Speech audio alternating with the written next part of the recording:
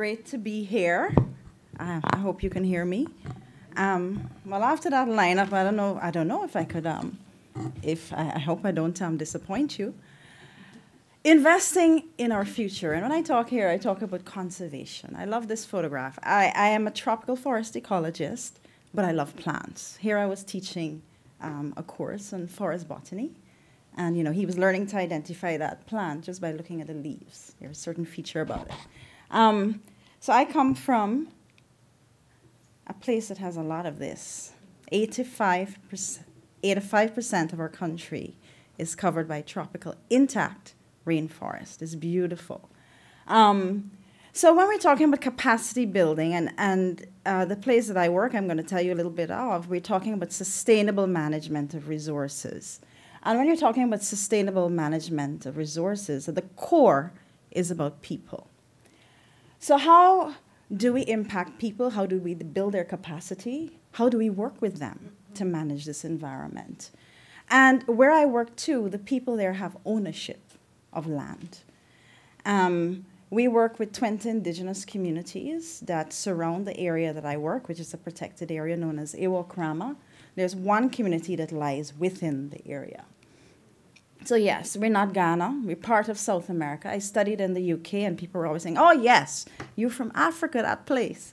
I said, no. So you can see a lot of green, 85%, as I told you before. We do have some beautiful savannas as well. That area in white actually becomes a fantastic wetland area once a year with, when there's an annual flooding, when it's in the rainy season. And Guyana is part of a very unique place known as the Guyana Shield. It's a very old geological formation. And what happens is that it floods. When it floods, you have the Amazonian system merging with the Guyana Shield system. And it's very rich in biodiversity, especially for birds and fishes. So this Iwokrama forest is quite big. It's 1 million acres. It was a space that was offered to the international community known as the Commonwealth in 1989 by then President Hoyt, who is now deceased. And it was offered to be a space for sustainable use, to look at research and development in sustainable use and conservation of intact forest ecosystems, rainforest ecosystems. We're known as land of many waters. You see a lot of blue in that photograph. Guyana, G-U-Y-A-N-A, actually means the land of many waters. So how the area is divided? How do we look at conservation and sustainable use? The area is divided into sustainable utilization area, the white bits, and the green bits is known as the wilderness preserve. That red line that you see there is a public access road that goes from the capital city all the way through to a town called Latam, which you can get to Brazil, Venezuela, and other parts of South America. It's a very interesting setup. If you know about the protected areas with the IUCN categories, it would be IUCN CUN, category 6. So we allow sustainable use. We do sustainable businesses as well, so we do capacity building, but we also do tourism. And we also have a forestry enterprise, which is FSC certified.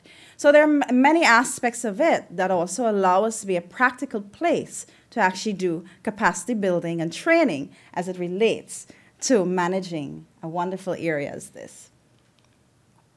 So, capacity building. I want to focus on 2 levels. And as I was saying, we work with 20 indigenous communities. Now, indigenous communities in Guyana, they own their land. They have what they call title, legal title to their land. And where Iwokrama is situated, the communities are south of Iwokrama. There's one community that lies within Iwokrama, known as Fairview Village. Now, for conservation to be ultimately successful, it lies in the hands of the people that live there. And their capacity must be built to manage the area. Not only, though, because in what we've experienced in our training is that learning is a two-way process, because we also learn a lot from them. And before you leave here, I really would like you to meet someone that is presenting in the next room. Is the Minister of Indigenous Peoples Affairs of Guyana, and he also is from this area. And he has been a mentor for me and somebody that I've learned a lot from in all the years that I've been working with Ewokrama. So this is a group of youngsters that are learning about collaborative natural resource management. We do a number of different types of training related to protected areas management. But we start with kids from 7 and all the way up. We work with adults as well. So we have a system known as the Wildlife Clubs, and Ricardo Stanos, I'm giving more information. He's worked with us for many years, developing these young kids and working with them, giving them interesting programs to work with. And then we do other kinds of training as it relates to tour guiding training, ranger training, collaborative natural resource management, etc. This was a group of rangers that we were training. Actually, this was a group of tour guides that we were training. They're from various communities, not just the 20 that we were working with. So we have trainers from all over. We have international trainers. We have University of Guyana trainers. You have like me. I'm a product of the University of Guyana, but I also trained internationally in the UK at a college called Imperial College. But very important as part of our training is to incorporate the indigenous experts. Indigenous people have been in Guyana for at least 12,000 years. It's their forest. The area we occupy, they use it. They know it better than us. And for our management and for us to be able to manage that protected area, we have relied exclusively, well, not exclusively, we've relied a lot on their inputs to help us manage the area. So really, what we really sell is about traditional knowledge is very important to link with science for making the best decisions for management. This woman, her name is Paulette Alacoque. She's amazing. She is a Makushi researcher. That's indigenous people that we work with. We have 9 tribal nations in Guyana. She's a farmer. She's an educator. She's a researcher. She's transferring language to the youth in the villages and so on. So she is really a queen bee in the area, and Ricardo knows this very well. Some of the people we've trained. Lucy, she is the village leader of Fairview. This is when she trained. She trained as a ranger at Ewokrama. Nicholas, he is now a village leader in his village as well. Ron, this is the minister's son. He is now a top birding tour guide, and he has his own business. He left Ewokrama as a senior ranger, and he's from one of the communities too nearby. And then you have the other level of training. I was a little slimmer then. That was a long time ago. The other level of training is what we have at Ewokrama is a young professionals training, where we come into Ewokrama and we work with a mentor. So when I just came back, yes, I came back with a PhD, but you know, you can have a PhD, but you still don't know a whole lot about practical management. So I worked with a mentor for many years. And the idea of that program for Guyana was that you come and you work in this, because Ewokrama is an international organization, because we are linked to the Commonwealth. But the idea was you work with a mentor, and then for 2 years, it was like a postdoc kind of situation. And what they were hoping is these local young Guyanese professionals would go and actually work in the national system. I was able to fulfill that. I went and I worked for 4 years with the Guyana Forestry Commission. But I love this place so much, Ewokrama. I came back in 2005. I've been there since. And there are other stories. There are many of us. This young woman, Ricardo's also worked with. You know the guy at the top? David Attenborough. I know.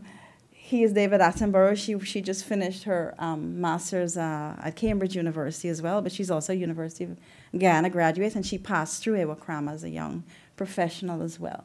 And she's en route, most probably, she just interviewed for the commissioner of the protected areas in Guyana. She really deserves to get that position, so I'm keeping my fingers crossed. And this is streaming live. I probably should not be saying this live. So training on a local level, and why we do have international input, if we are really going to truly conserve our forests in Guyana in the best way, it has to be homegrown. So home-sown, homegrown. It has to come from us. And you know, I always say, until the point, I am from the coast of Guyana. I'm not from the interior, but I'm in love with the interior. And I would like to see the day that my position is taken up by one of these young people from the area. And that's what we're working towards. So the student becomes the educator, not only for us, but also for persons coming from the outside world. This is a Miami University master's student, and she is learning from him. So I think, and he's now one of our Iwokrama Rangers as well. So that's it in a nutshell. We have many of these. It's a chance, not a promise to see it, but we have a very healthy population of jaguars in our areas, along with many other species. Our websites are there. Thank you for listening, and thank you for the opportunity to present to you.